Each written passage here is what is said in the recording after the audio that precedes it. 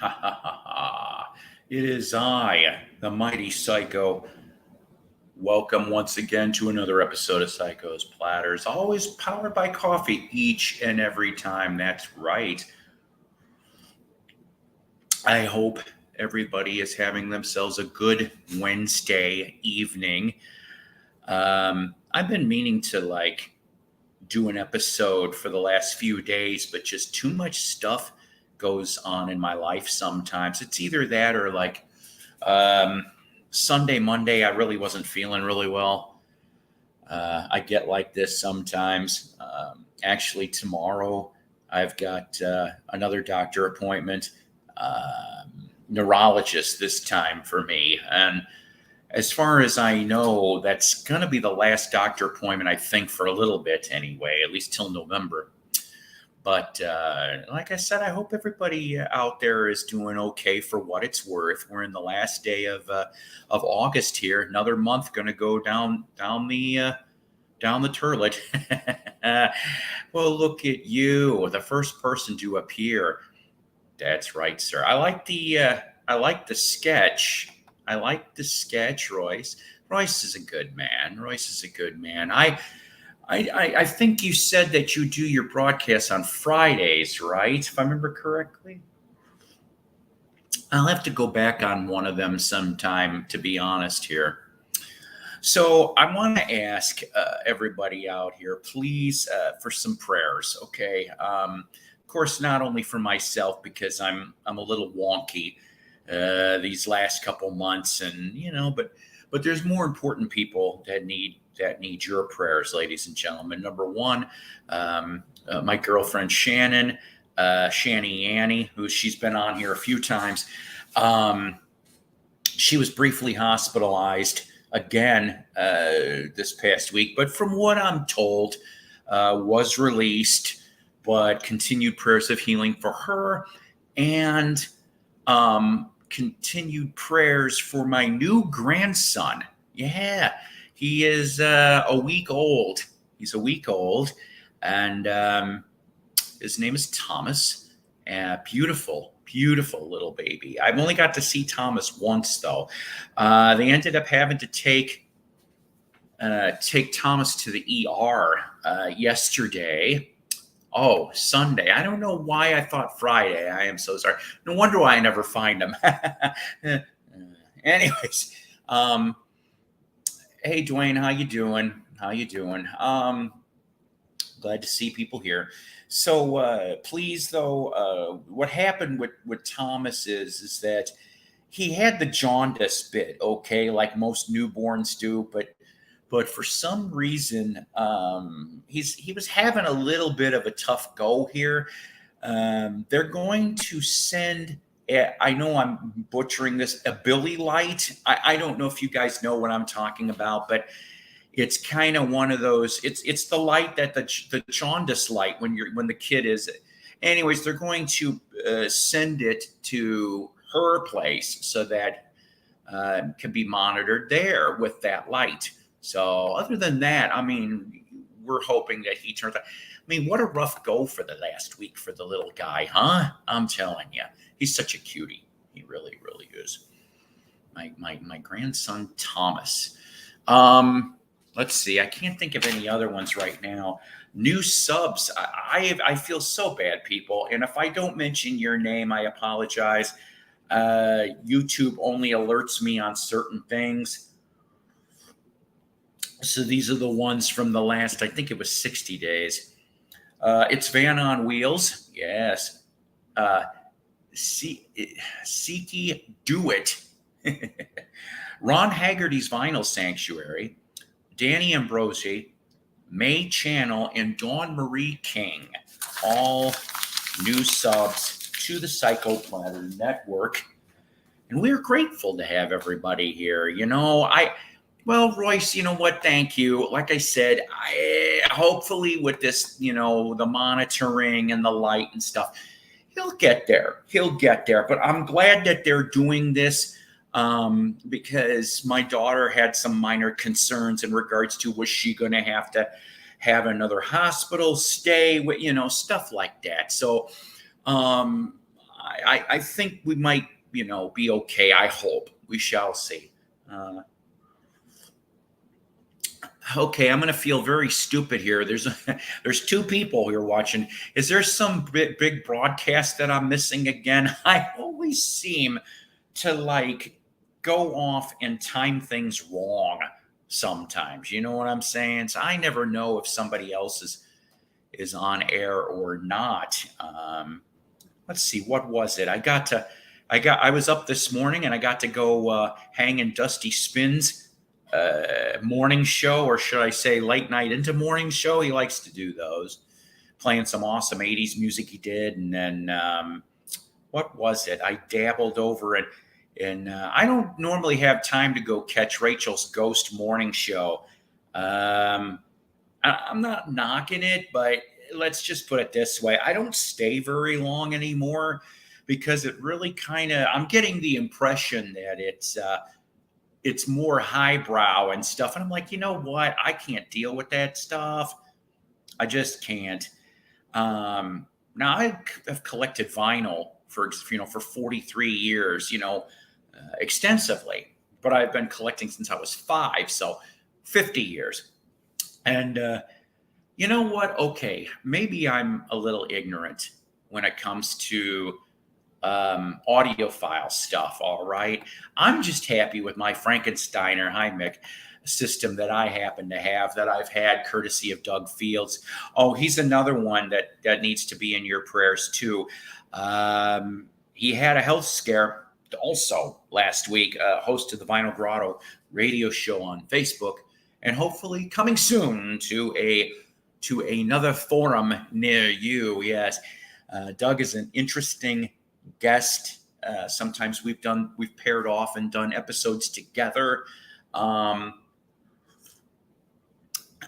have stuff to show you, but bear with me here. I'm also going to drop an invite, whoever wants to come on board. I'm looking at about maybe hour and a half to 2 hours. I have to be off of here by 9 because I need to set up a box of records that's going to get taken down with me, and then I have to get some sleep too. So we'll try to make things entertaining for a little while. But oh man, what was I going to tell you? Oh, so I ended up. I got so much. Where do I start, guys? I appreciate the 7 of you here. Oh, so the thing is that ever since I was a kid, okay, I just, I get my headphones. I need a new set of headphones, by the way. You know what, Dave? I'll tell you something. It's going a lot better now that I'm here. Work is trying to give me a little bit of shit. Excuse me. Taco Casa bean burrito. But work's trying to give me a little shit, but I hope to persevere. I got to use my noggin. I have to use my noggin around here. So we got the welcoming committee. We got Dave, we got Mick, we got Royce, we got everybody. We got Dwayne. So, but I never fell into the MoFi trap. Okay. I'm sorry. Okay. I'm hearing, and like I said, once again, forgive my ignorance, but I'm hearing a lot of this stuff is digital to analog. And I'm going, well, wait a minute, okay. This goes to, and I'm sorry, I guess I'm doing a mini rant, but I have bunches of stuff to show you, I promise. So the thing is, and I don't understand, and I've witnessed this, whether it be at Barnes and Noble or at the record store here in town, or Vintage Stock, or somewhere else. These teens, 20-somethings, almost 30, are buying common out. See, the record companies are to blame for some of this. It really, really is. Greg, how are you? And there's that. And look, I talked about Doug, and here he is. Yes, I'm currently live, Doug. It's not Memorex. Oh boy, I love those commercials. So the thing is, and anybody chime in here, okay, in the peanut gallery, please. So the thing is I'm noticing still that a lot of these young people are spending 20, 30, $40 for an album that you can get used original for half that price, if not even cheaper, if you just look around. Now, is this some birth of accidental hipster thing? See what I did there? I took a monkey's title. Is it a hipster thing? Because I mean, I'm sorry, I'm a frugal son of a bitch. I am cheap. I have been like that since I was shopping for records at 12 years old. Okay, garage sales, resale shops, thrift shops, flea markets. Man, you should have seen my first collection. Why we didn't have YouTube in the 80s, I have no clue. Probably would have been 8-bit graphic. Could you imagine that? Can you imagine 8-bit Psycho? Nobody wants to see that. On ColecoVision, no. But what I'm getting at is, and I still see this, and I've tried to preach the VC gospel, the vinyl gospel, to these kids and these 27. That's what I figured. And it's like, okay, look, fine, you got money to burn. You want to buy vinyl. Fine. Go buy some vinyl. Well, guess what? It's called, I'll tell you a couple places that you can go. And for the money you have in your hand, instead of getting one album, you might get three to half a dozen for that price. And you can expand your musical universe. All right, I'm off soapbox. Okay, so let's see. Okay, so this is over the course of 2 shopping trips. I hit a mini mother load. This probably could be my best find of the summer. Doug, I wish you were here. Actually, Doug, excuse me for a second. Doug, I'm going to show you what I picked up last week. One of the 45s. Just one. You're going to like this. Because Doug is the one that got me turned on to this guy. So forgive me a second. A nice minty 1953 on Brunswick.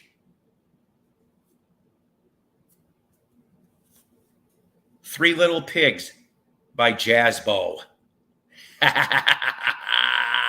With Little Red Riding Hood on Brunswick. Now, if you don't know who Jazzbo Collins is, Jazzbo, yeah, look at that. Oh, yeah, that's nice. It's nice, I tell you. Did somebody not know how to put this sleeve in right? I had to take it out of there. It looks like somebody even tried to force it. In the words of the original lyrics of Tutti Frutti, these were original lyrics.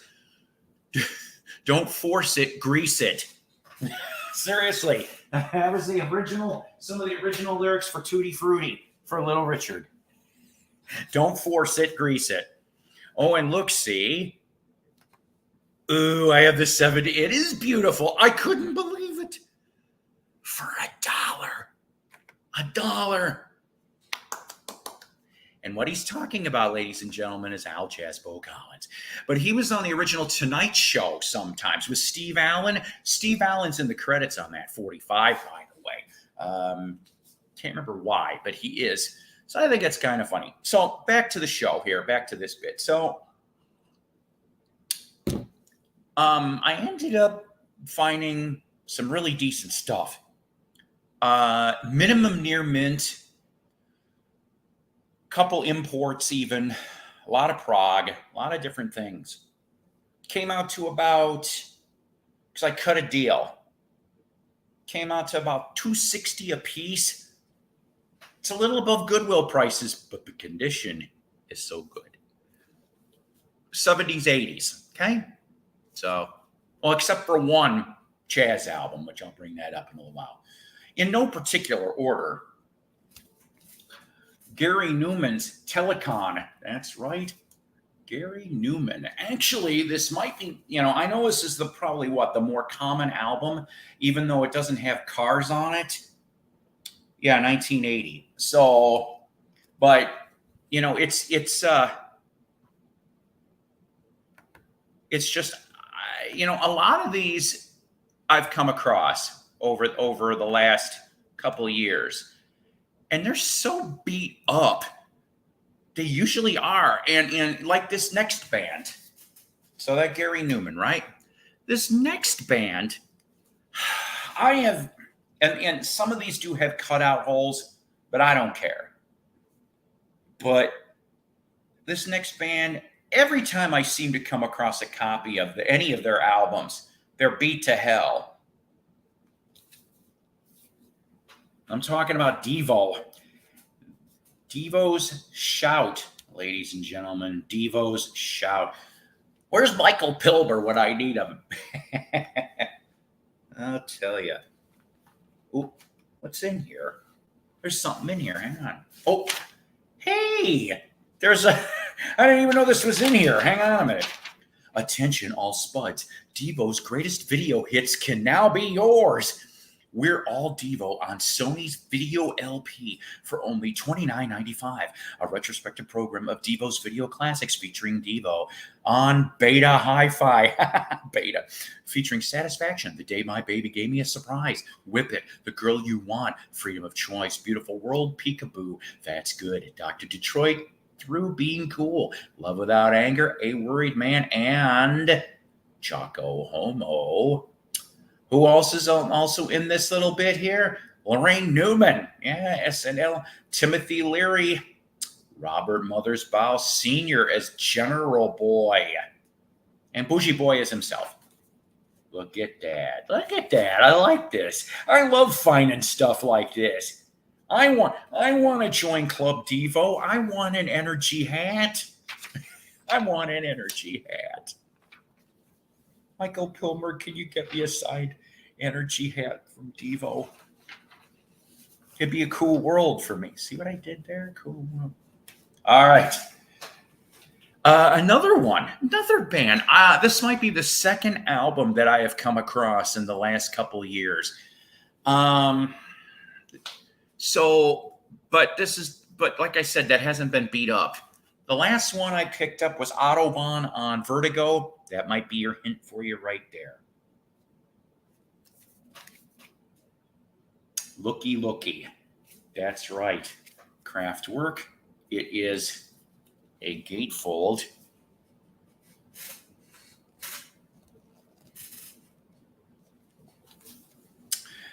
Let me see if I can pull one of these out, because it is a double.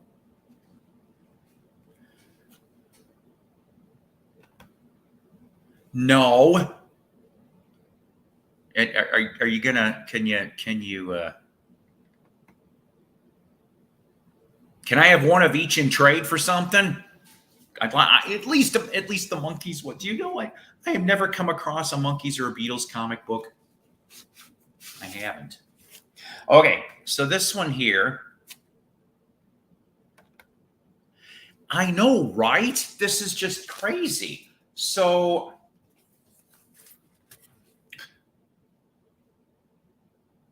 Okay, this is, UK press. That's what this is. Custom labels, not a damn scratch on them. Not at all. Just really, you had them posted to my, I didn't see them. I would have known. I didn't see. And of course, they came in these kind of sleeves. Company stuff. Plastic bags can be dangerous, it says. To avoid danger of suffocation, keep this bag away from babies and children. Like, we need to know this shit. This is the 70s. We should have already known that by now. Maybe we should have let some of them die. Oh, okay. Psycho's like, what? Kraftwerk. All right. No Floyd. No Pink Floyd. Although I only need a couple Pink Floyd. Did you post him to your grotto? Because if you it'd probably be quicker for me to look at your grotto page than my page. I post so much stuff. So my son John is a huge Pink Floyd fan.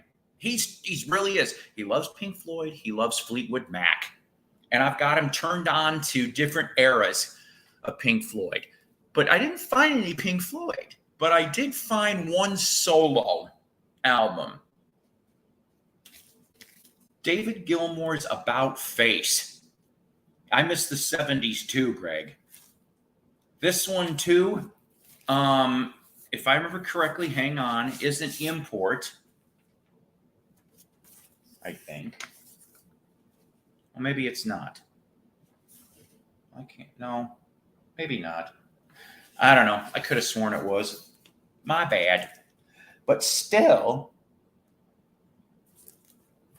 I don't have any of Gilmour's stuff. So I've got, go figure, I've got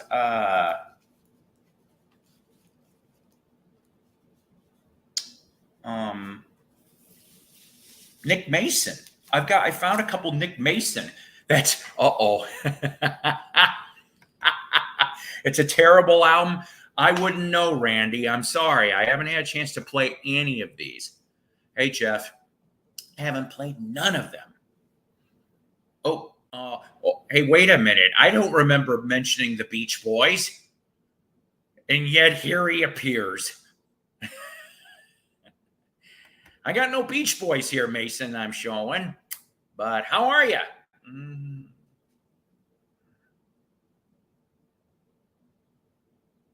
I think you're muted.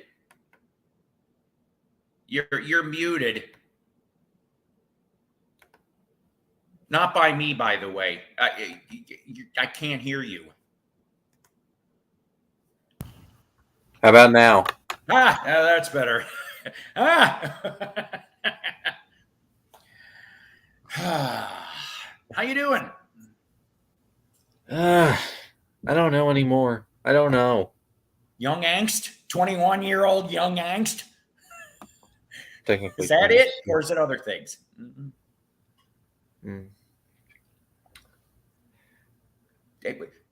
Do I need to get into my Dr. Phil voice? Mason, how you read my books, watch my tapes. How you feeling, Mason? How you feeling? It's not about you. I always love when he fucking does. He is such a quack from the school of Oprah. Him and Doc Oz. Not Ozzy, mind you, Dr. Ozzy, but Doc Oz. Anyway, she didn't answer the question. I'm doing good. Let's just say that I'm doing good. I'm doing good. Good. He's doing good. He's doing good. Good.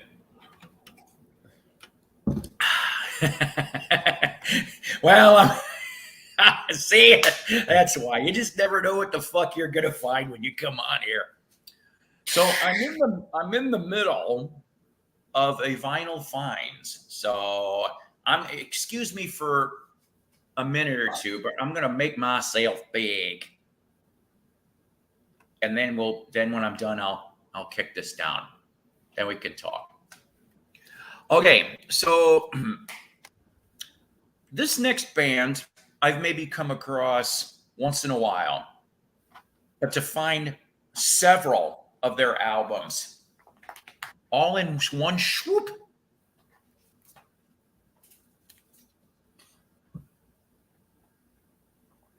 Yes. Now okay, this is a quiz. Mason, do you know what this album is? Well, the logo looks like yes. You're in the right genre. Hi, Reverend. I mean, the Here's logo just looks like the yes logo. I'm sure that's not even correct at all. it's not yes. It is from 1972. Well, so is this. Well, hang on a minute. I'm not even. I know you're okay. Oh! Look, we already got a correct answer. That is right. You are correct, sir. Wait a minute. Let me do that like Ed McMahon here. Oh, that is correct, sir. Islands from King Crimson. Yes. And by the way, I only found out about this now. Record Club issue. Yes. Record Club issue. Now, Crimson had a lot of people. Fripp always was the mainstay here. So Mel Collins, of course, is back in the band on tour with the flute, sax, and all the other fun stuff. Ian Wallace, I think, still sometimes participates on drums. Do you know who played the bass on King Crimson's Islands? Anyone? Who was the bass player on the 1972 King Crimson Island album? He would go on to bigger and better things by 1974. There's your hint. While I do this. Do do do do do do do do do. See, you know what? I'll tell you something. I like some Crimson. I tried to get into the 90s once and I could not seem to wrap my head. I would rather listen to the 70s or even that trilogy of early 80s albums with Bill Bruford on drums. I'll take that. Well, Okay, that's the thing though, because after the mid 80s onward, I mean, let's put it this way. For example, prog rock in the 90s is pretty much a joke for the most part. It's always the 70s and 80s and 60s. That's where it was really at its high point. Mike has a very good guess. He and Tony Levin, has been in and out of Crimson, one of the most excellent bass players since the 70s, but no. So the correct answer, and if I remember correctly, he was only on this album. Boz Burrell. Boz Burrell would come off of this because he did the tour for this, and then boom, goes into Bad Company. There you go. See, you learn shit whether you wanted to or not. Okay. This next is a band that I have heard things of, and I'm not gonna lie. Part of the reason was because I did want to grab this for the cover. Okay. One Live Badger.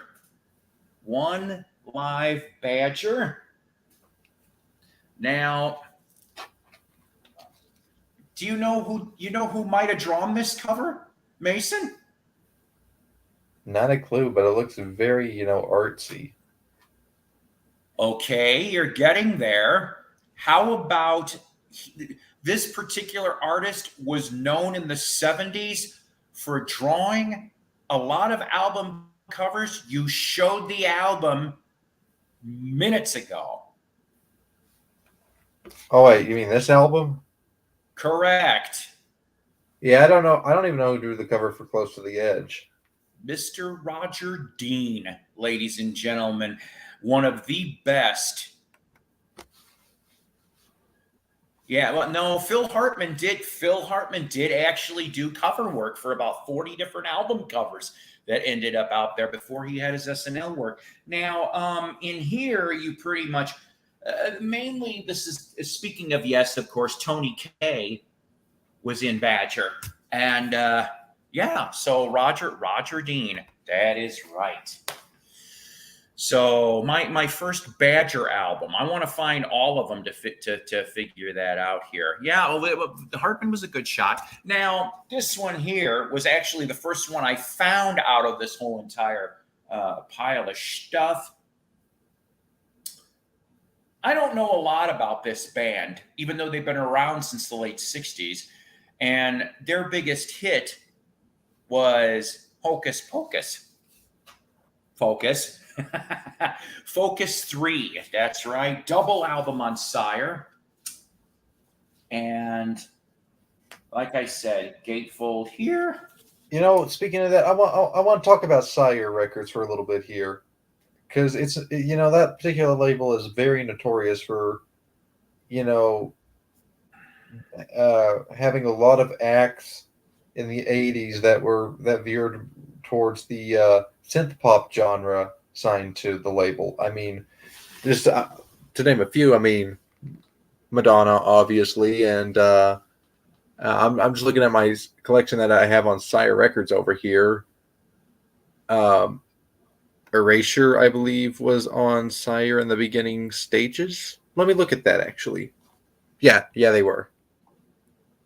So Sire, I guess, was a very popular label in the '80s, at least, for having a lot of synth pop acts.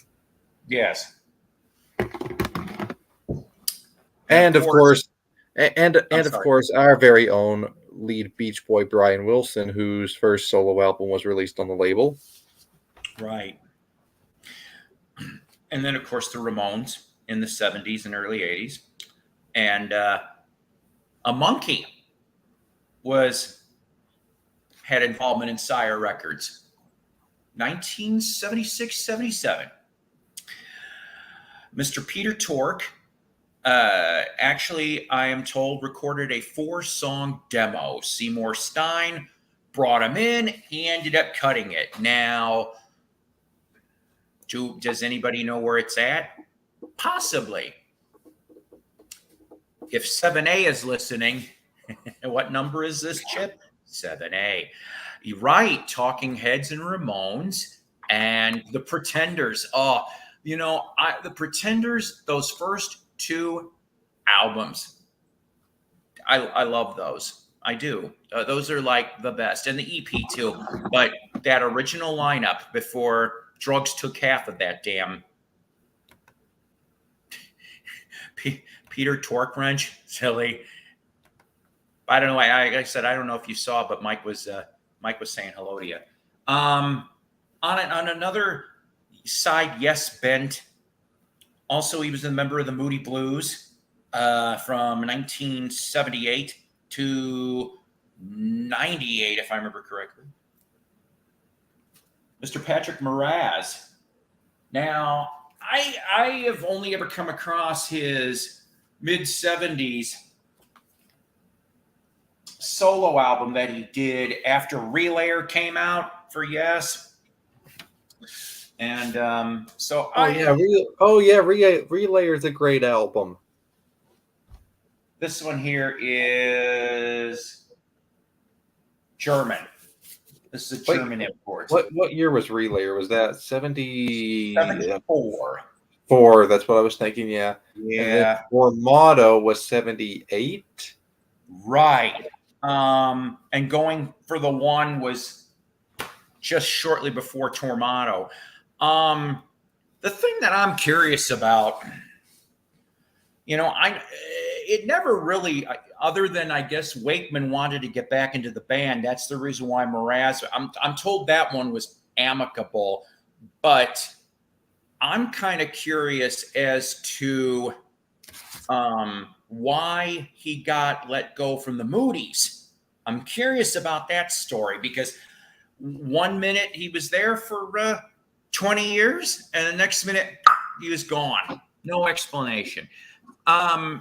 This next one, I showed this 2 episodes ago. And it's just funny when you come across an album that you normally don't come across, and you find a second copy of H.P. Lovecraft 2. I'm just like, what? Heralding from Chicago. After this album, they pretty much would go to the moniker Lovecraft and go on for a few more years. The drummer lives in Eureka Springs, Arkansas. I'm hoping to torture him very soon. Okay. I've come across this album before, but it's always been beat up. And it seems like every time I've come across this album was actually in Goodwill's. Now, this is not where I found any of this stuff. But I'm happy to have a really nice Todd Rundgren's Runt from 72 in the collection. I'm telling you, real nice stuff. I mean, of course, it's got. No, what was his band that he was in? Like, he was in a psychedelic band in the 60s. Didn't he do Nazz?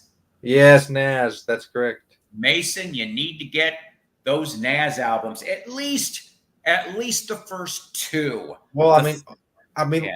Paul, Open My Eyes is such.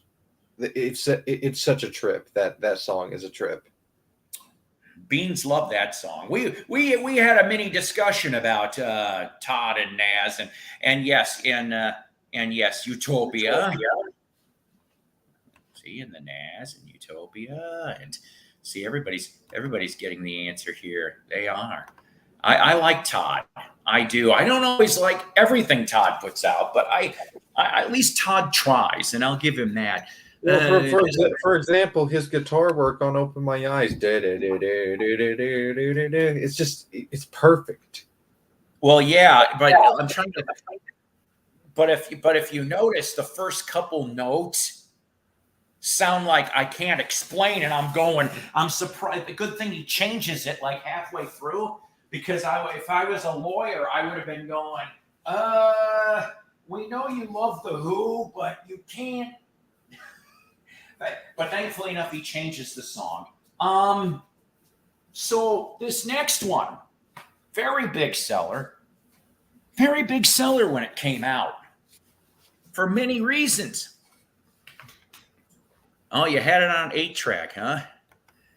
The first album of Todd I had a song called Onomatopoeia. I bet. Well, that's Todd for you, Mike. That's Todd. So, but I almost missed this.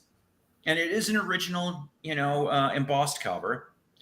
But thank God I looked in the corner to see that the copy of Queen's Jazz was a promo. Yes. And,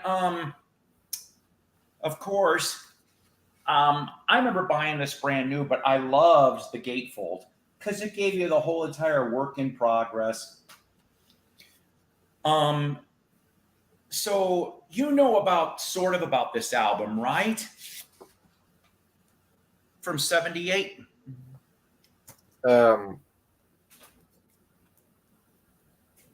I like Killer Queen.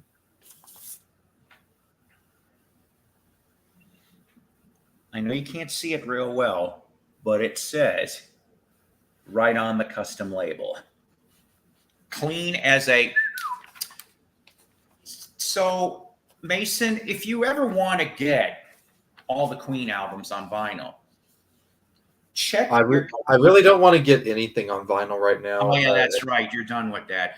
But if you do come across one of these in your travels and you want to find something that you can sell or, to somebody or give to a friend, you want to find a copy with the poster for this album.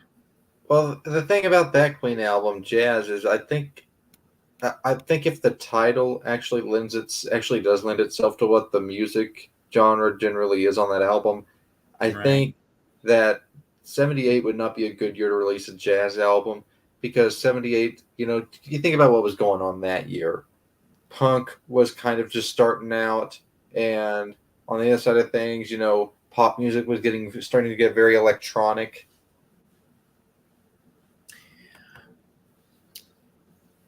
Well, yeah, because for all the first bunches of albums, they always said on the back no synthesizers were used, which was very impressive back then. But the poster for the jazz album was the start of, and this was a European bicycle race. It was the start of the women's nude bicycle race. Uh, I have a stock copy of Jazz with that poster that I found for 99 cents several years ago. And I'm like, I was looking for that damn thing forever. Say hello to Henry. Yeah. Well, Donna, this is my Arkansas bestie here. And sometimes my partner in crime. I will, when I get to see her or talk to her or whatever. I miss my Shannon.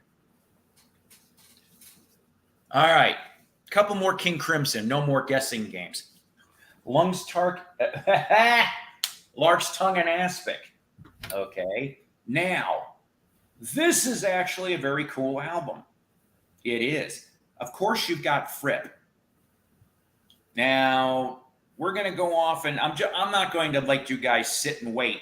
But who played bass and drums on this album in 1973? Who played bass and drums on King Crimson's Lark's Tongue and Aspic? Some really good people, really talented people.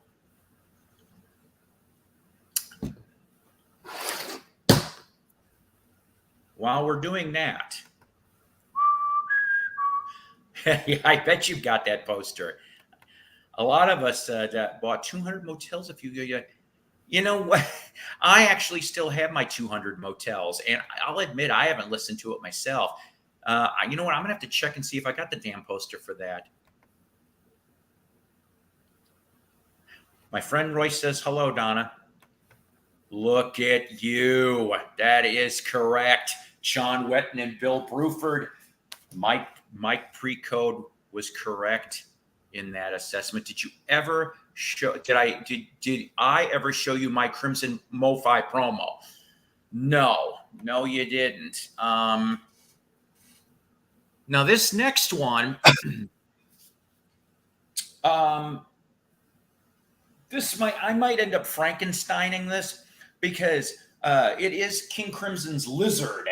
Okay, very ornate, very decorative. You got your lyric sleeves here. But many, oh God, probably I'd say 5 years ago. Let's see, Jess was still alive. So we're going to go with 5 years ago for the sake of the story. I found a bunch of prog at a Goodwill in Central Arkansas.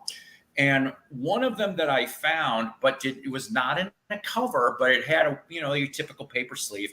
It was a white label promo of King Crimson's Lizards. And I think I'm going to go off and just simply replace, and stick my promo in this to make it better. See, now I got. I'm almost done. I know, Mason, I'm boring. No, I'm teasing. Just haven't been sleeping well lately. That's what all the yawning's about. This next one, I had to dabble a little in research because I love the Allman Brothers. And I know there's a bunch of knockoffs that have happened over the years, but I've never seen this one. All but one of my crews I've seen, yeah, I went through that phase about 8 years, Gotcha. 1973 on Bold Records, Duane and Greg Allman. Now, this is a gatefold too. And like I said, I've never seen this. Now, with this one though, you have three original Allman Brother members. Okay, so you've got Dwayne and Greg, and then you got Butch Trucks on drums. But you've got David Brown on bass, Scott Boyer, rhythm guitar and vocals. He'd end up going into the Capricorn Records recording group Cowboy, would end up eventually. And Steve Alamo, which I've heard that name on and off before. This, it says here, the summer and fall of '68 was when this was all recorded. So I'm going to have to give this a listen. And then I dabble in jazz. Dabble. That's right. Remember the Steve Alamo. Never forget the Steve Alamo. I've never come across okay, there was a bunch of Greg Mason. Greg says that you need to tell your girlfriend you need to rest. I don't have one, Greg, man. You know that. Oh. So we're gonna have a telethon from here to get Mason a current girlfriend. No. I predict Mason will get a girlfriend before. See, if I say his name, will he show up? Before Dickie Dolan. Always remember to check the ads. All right. Well, So technically, Paul, I did lose my B card before him. So, see, there you go. Was Mason just making up a story about having a girlfriend all along? I highly doubt that that no, Mason. Mike. No, Mike. I never had a girlfriend. People just assume that. Oh God, what was that Brady Bunch episode where Jan came honestly, up with I have experienced some girl action in my few months of absence. I want action tonight, satisfaction. Anyways, last album. So I don't dabble in jazz very much. And I came across a heck of a lot more jazz stuff, but the conditions on them were just so ugh. Oh geez, Mike saying so. Mason gave his virginity to a stranger, basically. Tonight's the night. Gonna be all right. Hey, Paul, I'm enjoying this right now, but I gotta go run an errand, so I'll come back. I'll be back later. Okay, if I'm on, I'm probably thinking at least another 45 minutes. If I should be back in that time frame. Okay. All right. Have fun. Maybe Dickie Dolan will show up. Then yeah. Maybe then we can mention that your card. Catch you later. Yeah. All right. And so, like I said, guys, I've come across. I know, Greg, right? My singing is so bad. So there was a bunch more 50s jazz, but the condition on these things, okay, so I'm kind of picky. Like a lot of them, somebody took old school black electrical duct tape. You get what I'm talking about? And they'd stick them all around. And I'm like, I won't buy an album with that. I just won't, okay? Because it really screws me up. I'm sorry, okay? But the vinyl was not that great. You know, it was 50s vinyl, as Doug would say, just clean it up, you know, and it would maybe sound better. So I only, instead of getting 6 to 10 of these, I only ended up getting one. So from if I remember correctly, 1956, Thelonious Monk with Sonny Rollins and Frank Foster on Prestige. That's right. I'll show you too. Now, I will confess that there is a inch seam split on the top and on the bottom. But there's now the condition on this sucker. I'm gonna truthfully say it's at least VG. At least. But my only monk. It's my only monk. I cannot wait to actually listen to that. I have other albums, but we're going to talk about that later. I'm going to make myself small since I'm the only one over here now.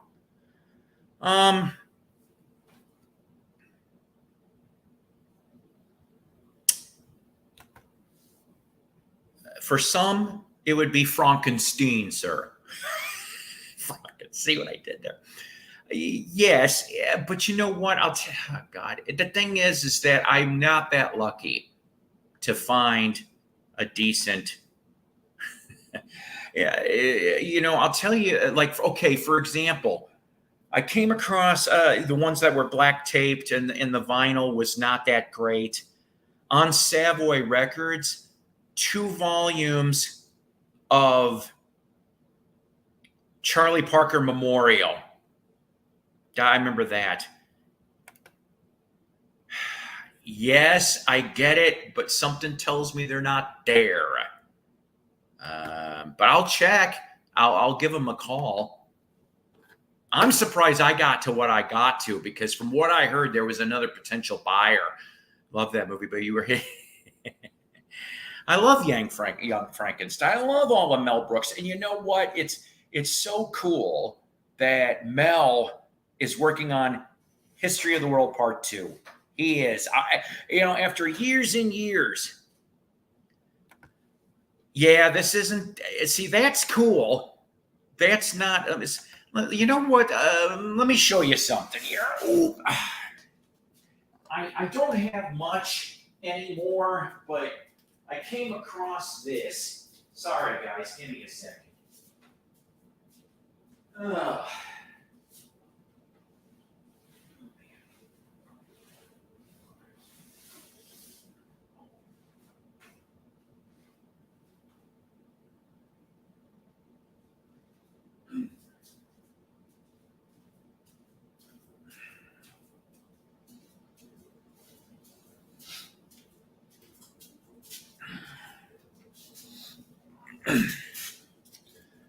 I love 78s. I just don't have anything to play them on.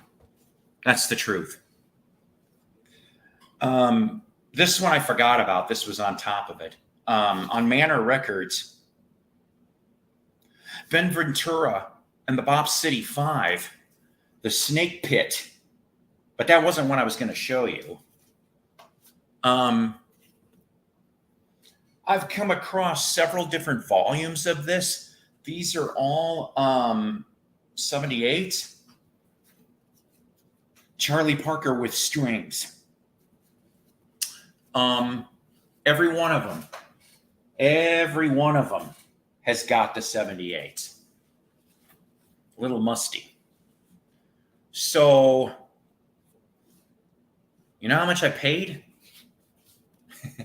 You know how much I paid for this? This goes back about 10 years. Finding this and the other, this. I would say truthfully, it was the best 78 find that I ever had. 25 cents a piece. 25 cents. This book of Charlie Parker was 25 cents.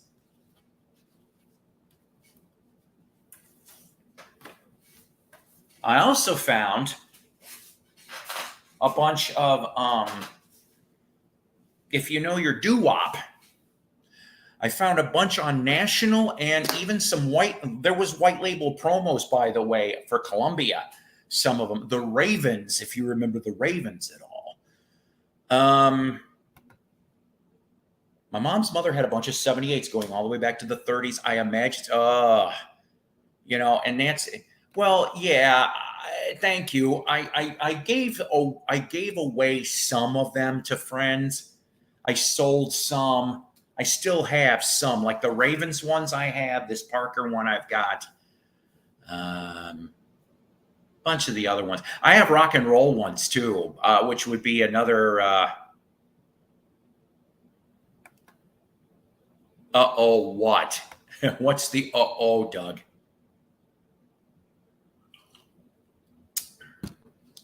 I hope you're feeling better too, Doug. I brought you up early in the broadcast because I mentioned you simply had a health scare. I bring you up and I bring up other people too. But, 78s, like I said, I just don't have anything to play them on. My player is a 2-speed. I wish I had a 3-speed. Whoever was here last week, just go off and forgive me for a minute. I'll go off and bring up this story because, like I said, I haven't found any 78s probably in about a couple months, and I'm over in this place that I haven't been to in a very long time, and there was a big Rubbermaid plastic tub full of 78 books. The first couple books I went through was typical pedestrian pop, Sinatra, Perry Como, that kind of stuff.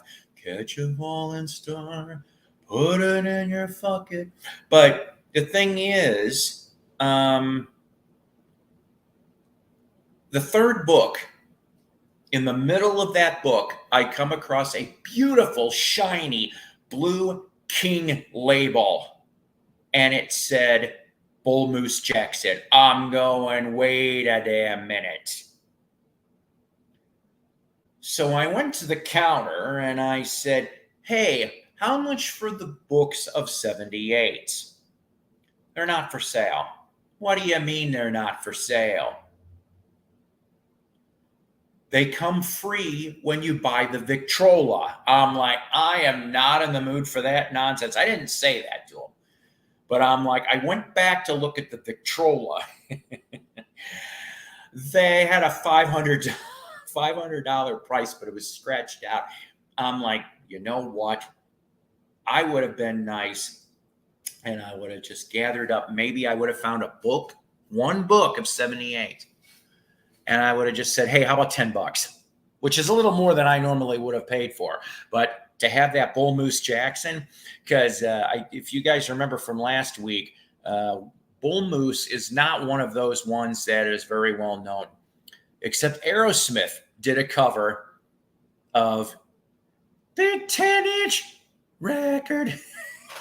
Big 10-inch record. Bull Moose. Those double entendres. Oh, man.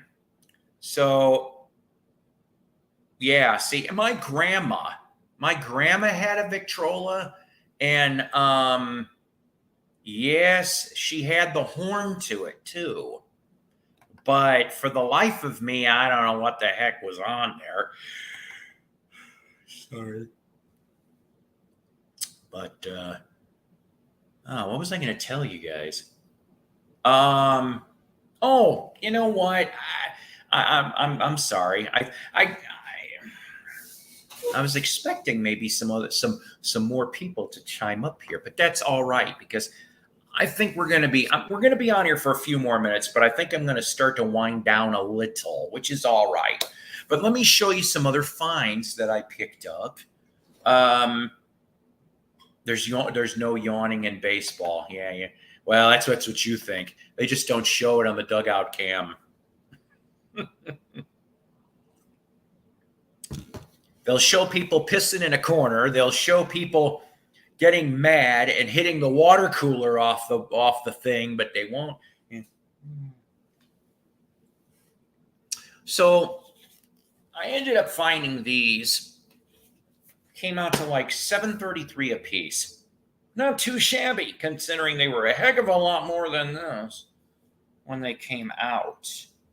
So I found the second season of SNL complete. The third season of SNL complete. and the 4th season of SNL complete. And now I just need seasons 1 and 5, I think, for the whole shebang bang. But all clean, nothing, all minty discs. Like I said, came out to $7.33 a piece. That was not too shabby. And the thing is, that was back when television took a chance. Okay. You should. I love minor league baseball. Oh, I mean, I love the majors, but I love the minors. In Springdale, Arkansas, which is about 2 towns over, we have the Northwest Arkansas Naturals. They are Royals AA. We have had a lot of people come out of that. I'll tell you that right now. But I mean, you're talking here when SNL was doing their thing, and they would take the chance. They would take the musical chance. Now, I don't want to bore anybody, but let me just give you the idea, though, of how variety back in the mid-'70s things were to the dozen people that are in here. Yeah, I know, $15 to $20 for tickets. How can you beat that? If I go into the grass, $7, I think, still, unless they upped it since last time.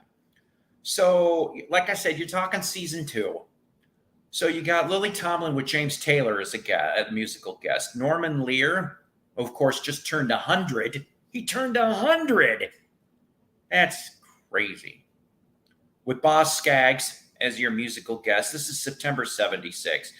Then you got October 76, Eric Idle from Monty Python's Flying Circus and the Ruddles. The Fabulous Ruddles.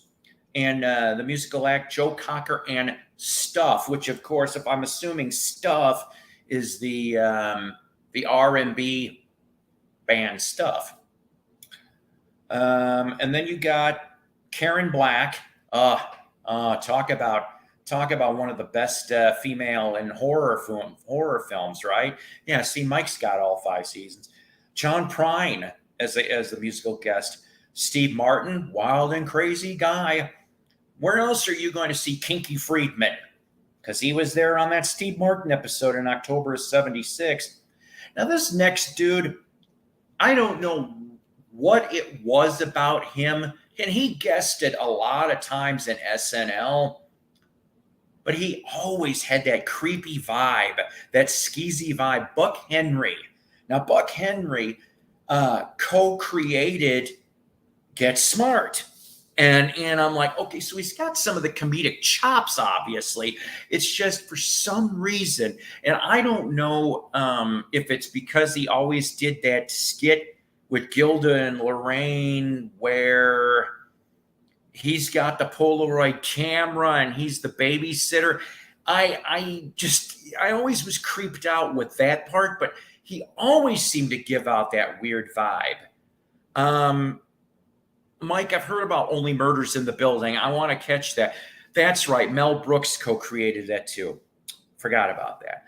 All right. So now we're into November. Dick Cavett and Ry Cooder is your guest. There's a guy that you don't hear of too much. And then the next one is the fun episode of 76. Paul Simon is the host. And not only that, musical guests are Paul Simon and George Harrison. That's right. And it was right after the little joke where Lorne was going to give $3,000 to the Beatles, and George goes off, and he's off in the corner where you can hear him trying to get the money.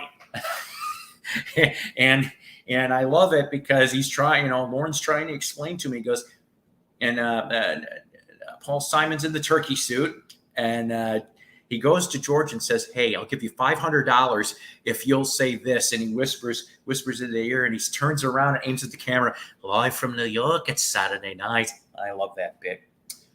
Here's a strange pairing for November, late November. Jodie Foster and Brian Wilson is the musical guest. Oh, you know what? You are so right. Michael O'Donoghue. Talk about God, he was so on, Mike, on YouTube, there is a special, a Michael O'Donoghue special. I think it only aired once on NBC. Go try to find it. It is so strange. Then you go into December 76, Candice Bergen and Frank Zappa with the I Am the Slime in Your Radio. Ralph Nader and George Benson. How about Ruth Gordon and Chuck Berry? That's what you'd get when you saw him January 77. Fran Tarkenton and Leo Sayer. Steve Martin comes back, but this time with the Kinks in late February 77. And Sissy Spacek, whoever Richard Baskin is. Then you got the old school Roger Crawford, but this time you've got the Meters, Dr. John, Levon Helm, and Paul Butterfield, also special guest Linda Ronstadt, all March 1977. Comedian Jack Burns with Santana, Julian Bond with Tom Waits, Eric Idle back again, this time with Neil Innes, and Bobby Blue Band, bet you they meant to say Bland, and Alan Price. Shelley Duvall with Joan Armatring, and lastly, Buck Henry coming back at the end of the season with Jennifer Warnes.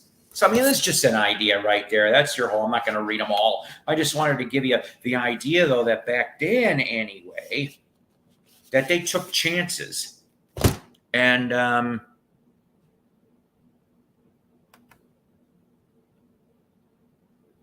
geez. That's right. That's right. He's still around. He's still around. And then, of course, Fridays came out from 80 to 82. And, that show was definitely different. But I definitely love the guests that they would get for that, for the musical guests. Oh, my God. I mean, the ones I remember, Kiss, Plasmatics, Stray Cats before they got signed to a label. I mean, there's a lot more, too. I think Devo was on there, too, like they were on SNL. You had all kinds of fun. Hell, even Father Guido Sarducci even showed up and did an episode. So anyways, I got all those. I thought that was a bit of fun. What else? Oop, ow, sorry. Carol Burnett show, Christmas with Carol, with a couple Christmas episodes. That'll be cool. I ended up getting this DVD because one of the stars is going to be here in Rogers in January. Blades of Glory, John Hader. John Hader will be here. I'll probably get him to sign that, and then Napoleon Dynamite. And then, of course, like I said about SNL, I'm finding these for $1 a piece. Best of Chris Kattan. I'll get those any day of the week for $1 a piece.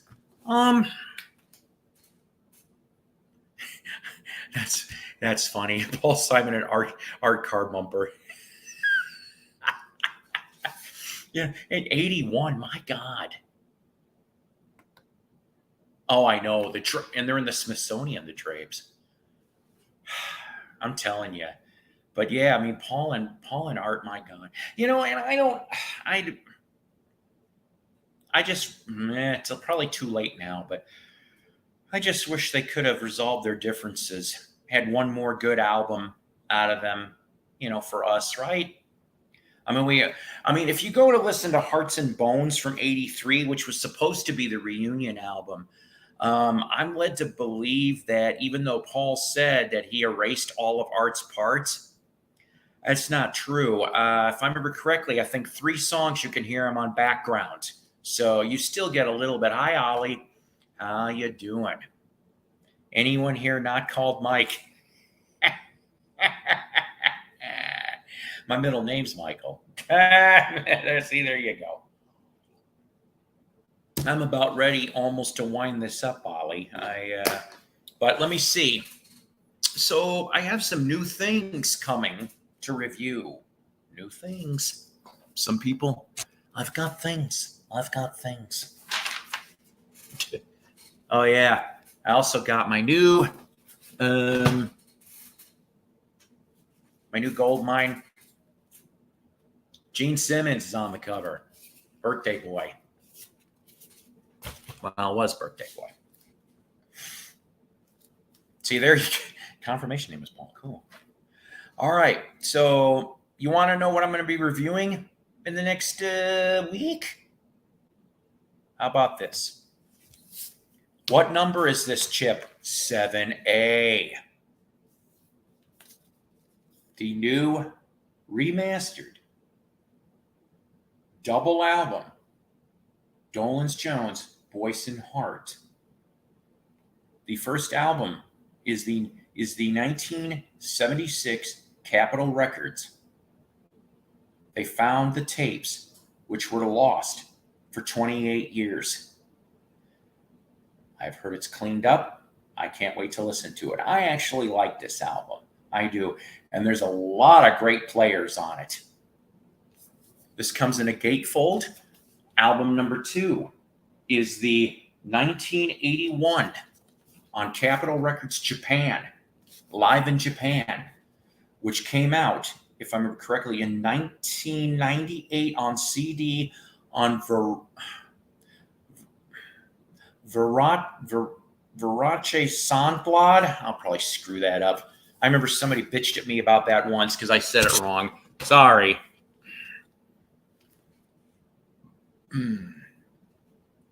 Paul Simon's currently in the studio working on his 15. Oh, good. I thought he was retired from that, but that's good. And then this other one from 7A. Mickey Dolenz, demo cell. Front, back. Very little interesting story because a bunch of these songs are produced by Jerry Corbetta from Sugarloaf. It turned out that Mickey and Jerry had a history. And this stuff goes from 1982 to about 94. And several of these songs would end up being used in the 1996 Monkey Reunion album, Justice. And then lastly, I like this album. I've heard several tracks off of this. Now, I haven't opened this up yet to show you guys, but I'm not going to till I do the review. But it took them long enough. 11 years. Journey's new album, Freedom, on vinyl. Here's the front. Here's the back. 2-disc, double disc. Yes, it's Arnell. You know, it's still it's always going to be okay. Steve's not coming back, so you've got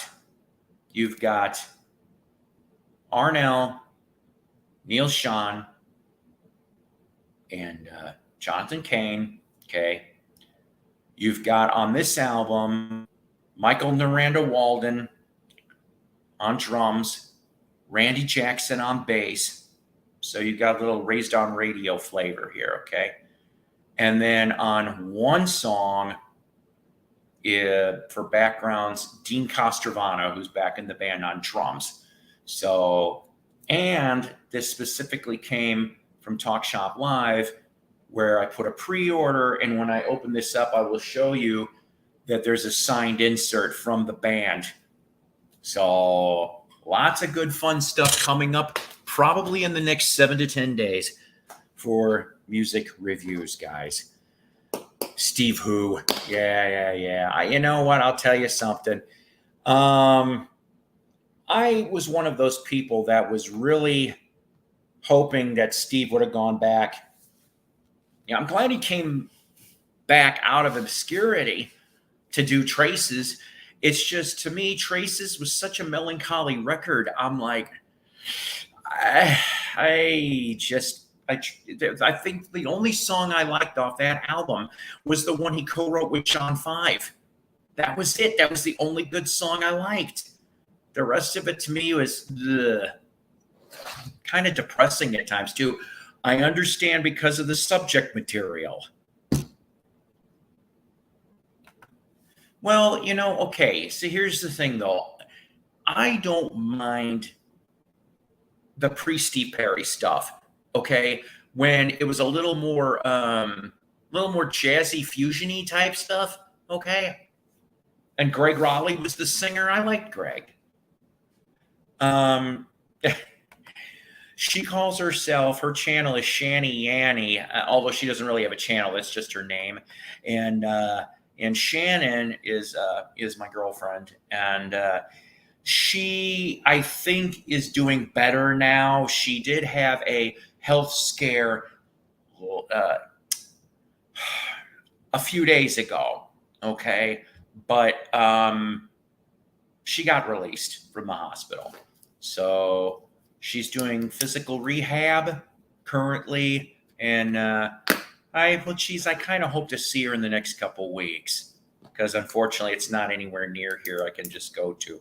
I got to talk to her on the phone for a minute or two, and we both said we love you, we love you and stuff. Well, Mike, this has been a weird year, okay, in my world. It's been a very weird year.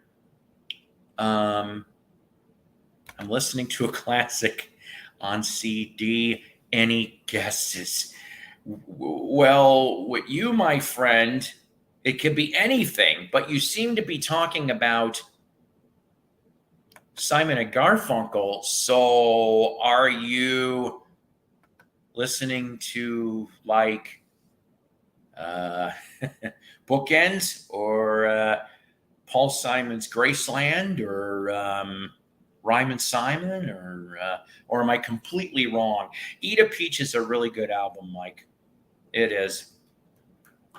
We could go forever on all the guesses, but I don't know.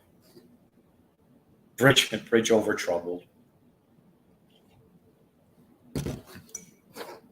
Well, no, I didn't think my guesses were right, Mike. I could be here forever. I could be here forever on this. Let's see. There's another thing I wish I would have gone. Well, please do, Mike. Please tell me. There's been what was it, a week or two ago? Some news came out about some high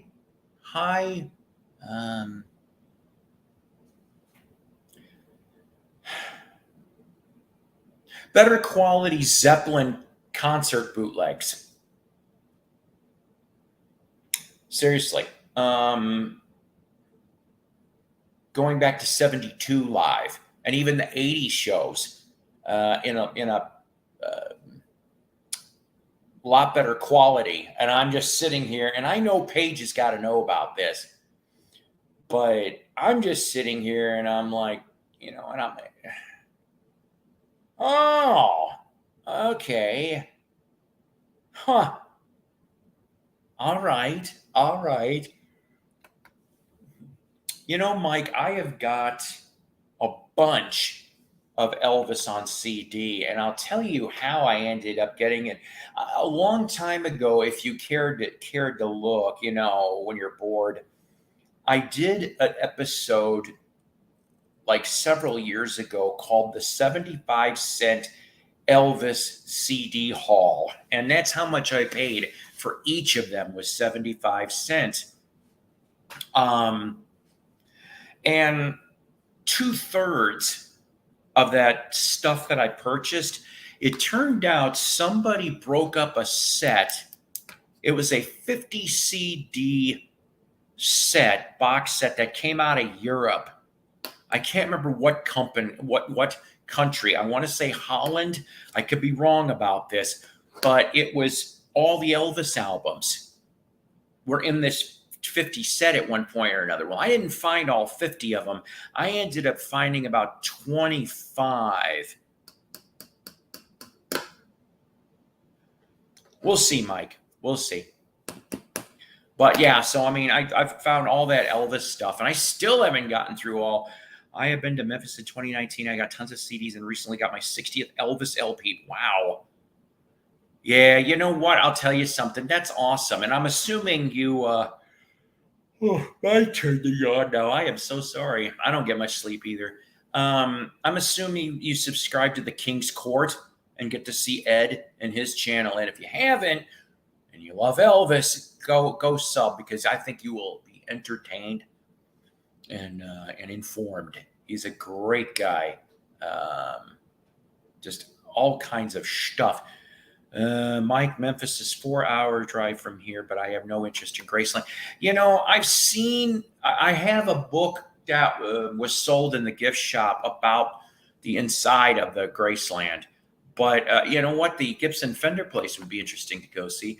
Um, I would love to have my picture taken at the gates of Graceland. That I would like. And oh, good, good, good, good, good. I didn't know he was doling out King Court pins. I should have requested. I love his channel. But I do want to go see Sun Studios and Stax Studios, and go see the memorial where Martin Luther King got shot, and go down Beale Street, I think is what it is, right? Beale Street. Although it's probably a shell of what the hell it was back in the 50s and 60s, even. But just to try to absorb it. That's what I'd love to do. You know what, guys? I love you guys. I really, really do. And, I really appreciate, and I mean this wholeheartedly, all the people that sub and watch and take the time out, because everybody's lives are busy. They are. And I try to watch some episodes of other people here in the VC too, but it seems like I always, time is a very valuable commodity. I like Mayo too, though. I like Joe. If I okay, I still say I want to go out to Syracuse, New York. I have Facebook friends there, and my buddy Ronnie Dark has a radio show on Sunday nights from 6 to 9 p.m. Central Standard Time on WVOA. Oh, wait a minute. That's right. They changed the call letters. Damn it. It's out of Syracuse, New York, though, but it's the Wax Museum with Ronnie Dark. And he plays 50s to, today. But it's not stuff you hear on the radio. It's a real cool show. Well, yeah. I try not to judge, okay? Because there's enough of that shit in the world. There just really is. I want this to be the chillax place, to chill out and everything. And like I said, if people want to come on sometimes, that's great. My plan to get 3 replica rings. Maybe let's get you. Oh, that would be nice. That would be very, very nice indeed. That'd be very, very nice. Sorry. I have only one Elvis brief interaction, and not with Elvis. Well, I should clarify myself. Over the years, I have bumped into different people from the Beatle universe, but I've only briefly ever interacted with one from the Elvis universe. And the sad part is I couldn't even tell you who it was.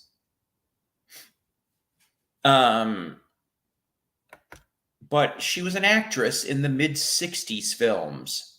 She was in a film, I think, with Elvis. And I had to go to Lake Geneva, Wisconsin to go pick up a prize I won, some money prize. And me and her, they opened up the mic so I could talk to her for a minute or two. And that's what I did. That's my only person from Elvis's world. See, that would be damn cool. Just to soak that all up with all those guys. The thing is, and we could play judge and jury all day in the Elvis world. But I still say this. I think if Elvis would have gone off and fired Colonel Parker in 74, I think it was that time, I think he'd still be alive. That combined with, see, that's cool. Oh, wow. That is awesome. That is very awesome. Did not know that. I think that, like I said, if they would have, if he would have fired Colonel Parker and gotten a current manager that maybe wouldn't have screwed him over so much, maybe would have looked out for his interest better, taken a lot more breaks. Oh, thank you, Mike. Okay, I wasn't sure. And maybe would have gone into some form of a rehab. And yes, I know 1976, 77, rehab was not a cool word. But people would have had, there had to have been, you just needed a couple people with balls. It would have been like an intervention, but, it would have had to have been a lot more people. And I think Elvis would have lived. I really do. I think at least he would have lived a few more years. Could you imagine what Elvis would have been like in the 80s? I'll tell you this. Even though I know he probably, I know he tried to keep open ear on music, but I bet you he would have done a duets album with some of those 80s people. I think he would have cut a gospel record, a true blue gospel record. Okay. And yes, he did do a couple before, but I know that that's probably what he would have wanted again. Maybe I should try peanut butter and banana sandwich. I've never done that. Ate at Vernon's in Memphis and we got a free meal after our tour. Well, that's nice. Well, that's Elvis. Speaking of my favorite band, though, I love it that Mickey Dolenz wants to speak to somebody from the FBI. Because why was the FBI having to be there watching in 66? I don't know the whole story on this, but sounds like they were trying to be in cahoots. The FBI was trying to start some shit. But I'm like, with the Monkees, I'm like, come on. I hope not. I don't know. I don't think Elvis would have embraced that, but I see where you're going on that. Well, yes, that's true. What I meant to say, I misspoke as another one. I think he would have done another one. Yeah, I know, right? It's crazy. I'm like, after all these years, whatever. I mean, I knew the FBI was like, they looked into the Beatles, and I think they looked into Elvis too. But I'm just like, so maybe I shouldn't be damn surprised. And I know that the FBI was looking into the drug culture of the psychedelic bands. I know that the Dead and the Airplane were getting looked at frequently.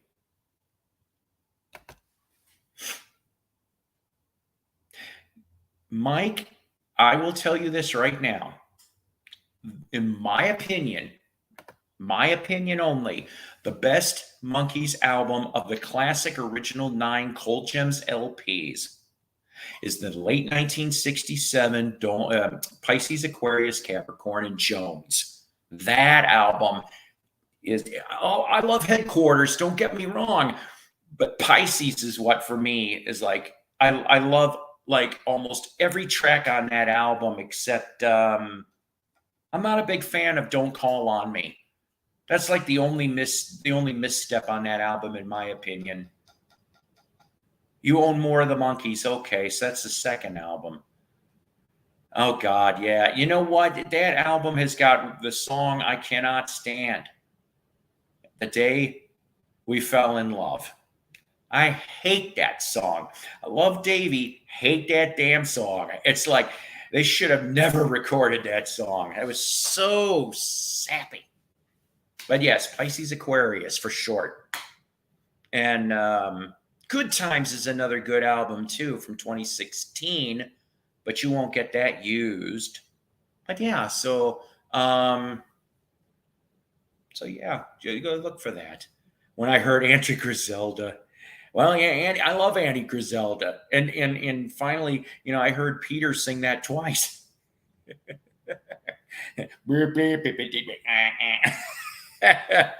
All right, guys. You know what? I love you guys. I'm gonna get going off of here. It's almost an hour and a half. I still have some things to do before I head to bed here and get up early for those tests. I've never been to Boston. Never been to Boston. I've got other people that have told me come to Boston. It's called this. Anybody want to give me money? Money for a trip? I'll go anywhere. Psycho on the road. Oh boy. Well, my priority, if I'm going anywhere, truthfully, okay, is that I want to go back and see my mom again. I miss her. I haven't seen her since October 2020. And something is compelling me. I need to go back at least one more time. You know what, Mike? Thank you for the kind words. Honestly, I'm serious about that. It is always welcomed. I love you people. It's totally awesome. Just like I said, take care of yourselves, okay, please. And do the best you can. Try to love others. Try to ignore the bullshit. Don't let it get to you, okay? Stay awake and aware, but don't fall into the traps. Get what I'm saying? All right. Mighty Psycho says, thank you and good night. Worcester. Good night, Worcester. Oh boy. Always powered by coffee each and every time. It's a half decaf mix.